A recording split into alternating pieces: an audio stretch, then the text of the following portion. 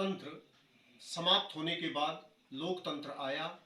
लोकतंत्र का मतलब कि जनता का शासन, जनता का राज्य, लेकिन जनता के द्वारा जो लोग अपने दायित्व के निर्वहन के लिए, मतलब जनता की सेवा के लिए चुने जाते हैं, वो किस तरीके से अपने कर्तव्य का निर्वहन कर रहे हैं, ये जनता भली भांति जानती होगी।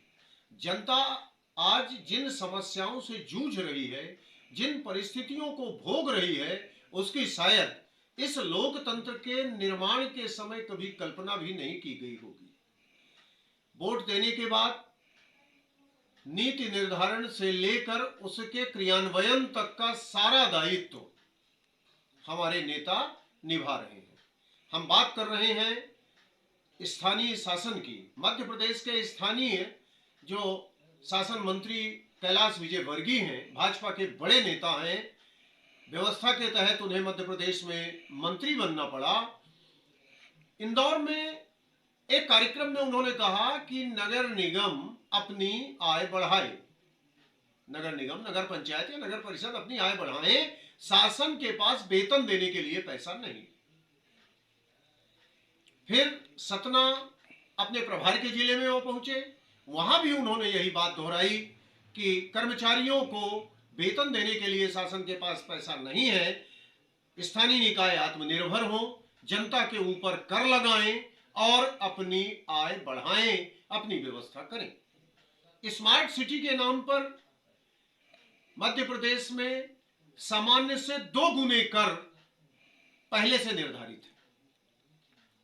जैसे ही स्मार्ट सिटी का जो काम चल रहा है वो पूरा होगा, कर 2 गुने हो जाएंगे, संपत्ति कर 2 गुना हो जाएगा, सफाई का जो कर लिया जा रहा है वो 2 गुना हो जाएगा, पानी का 2 गुना, मतलब सारे कर मिलाकर 2 गुने कर यहां की जनता को देना पड़ेगा।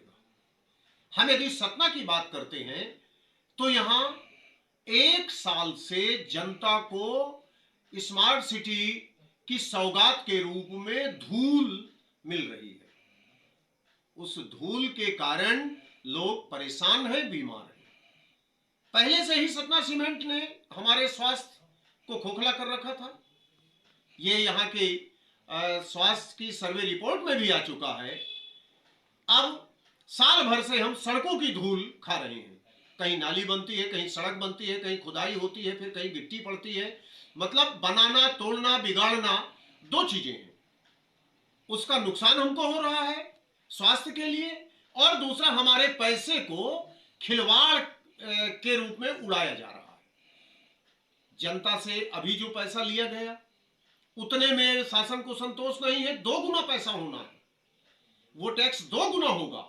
आपको करों से दबा दिया जाएगा और सुविधा के नाम पर जो मिल रहा है वही मिल रहा है। इस पर जनता को विचार करना पड़ेगा। कहीं ना कहीं ये ऐसी परिस्थितियां हैं जो सत्ताधीशों की मनमानी को रोकने के लिए जनता को आगे आना पड़ेगा, और यदि नहीं आएंगे तो आपका शोषण गुलामों की तरह किया जाएगा। ये परिस्थितियां दिखने लगी हैं, इसलिए एक सामाजिक चेतना की जरूरत है।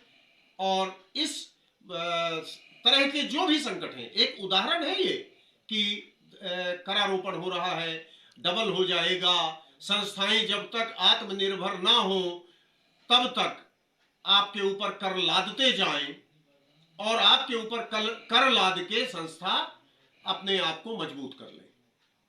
ये परिस्थितियां हैं, इनसे निपटने के लिए, इनसे निजात पाने के लिए जनता को जागृत होना पड़ेगा, लड़ाई लड़नी पड़ेगी, और हम अपनी व्यवस्थित और वास्तविक स्थिति में तभी आ पाएंगे। गुरु टीवी के लिए आप सभी का धन्यवाद, नमस्कार, सहयोग बनाए रखें और आगे बढ़ते रहें। जय हिंद।